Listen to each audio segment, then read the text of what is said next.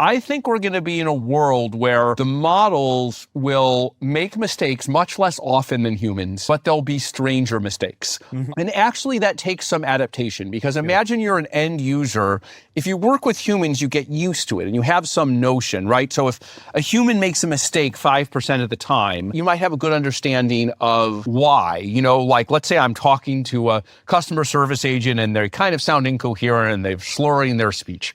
They probably had too much of this and they're not doing their job very well. That's a bad mistake to happen. But also if I'm talking to this person, I kind of know what's going on and I know not to trust what they're saying.